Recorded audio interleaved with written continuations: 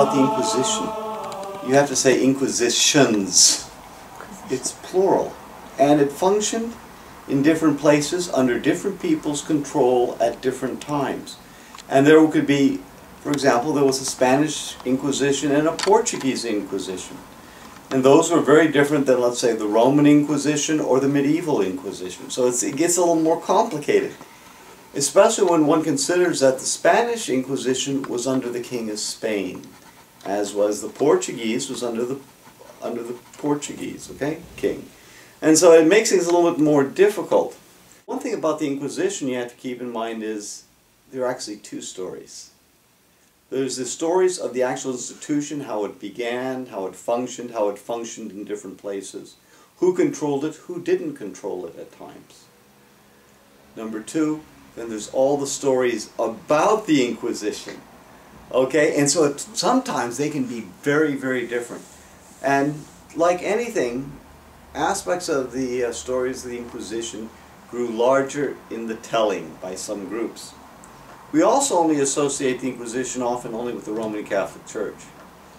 Bad idea. This was simply a commonplace kind of aspect of different religions, for example, in the Reformation. They did it in different ways, but they would have their own varieties. And it was concerned with the area of heresy. Now you say, well, so what? So what if some people have different beliefs? Well, in the ancient world where you were a community, one community, having people who were different caused all kinds of problems. The heresy which really got the Inquisition going, the medieval one, was the Cathars. These are Albigensians. And a kind of an interesting kind of a group in southern France. They essentially believed there were two gods. A good God who was remote and purely spiritual.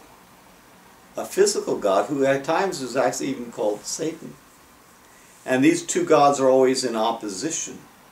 And anything touching matter was dark and bad. And so, for example, the idea of having children was a no-no. Is not what the ideal person would do. So, you know, the implications roll out in the kind of society it creates over time. So that was the kind of the heresy which really got things going in terms of the Inquisition. The Dominicans actually were founded to deal with the Cathars by peaceful means, by preaching, by persuasion. But at a certain point in time, one of the papal legates was killed.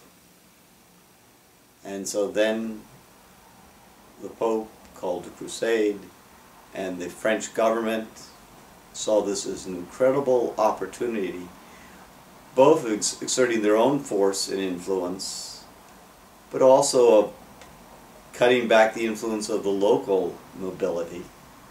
And so they came in with a vengeance. And so they were really heavily, heavily suppressed. And so these things come out of real lived situations, and you have therefore more than one set of forces acting.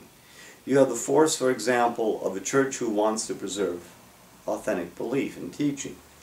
You have and their concern for people's salvation.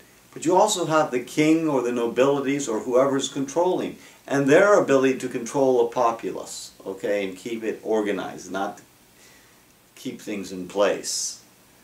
You then have also all those who will use the opportunity of a crusade or a inquisitorial procedure to get what somebody else has. And so it gets highly complex. You see humanity at its worst. The Inquisition is nothing that the Church really has something to be proud of. It's one of those times and places when at times we've kind of sanctioned and went along with and participated in things which Christ would be utterly horrified, condemnatory about. Turning the other cheek does not translate into the Inquisition. Okay? Who was liable to the Inquisition? Only baptized Catholics. The church only had control over its own, not over somebody else. People often react to the different, and it's one of the sadnesses of human beings. Let's put it this way, I think humanity, might say, as Mark Twain said, is the only animal that systematically goes out to kill its own kind. And that's the wounds that humanity has in its brokenness. And it was those wounds that, Christ came to heal. But sometimes his followers don't want to be healed.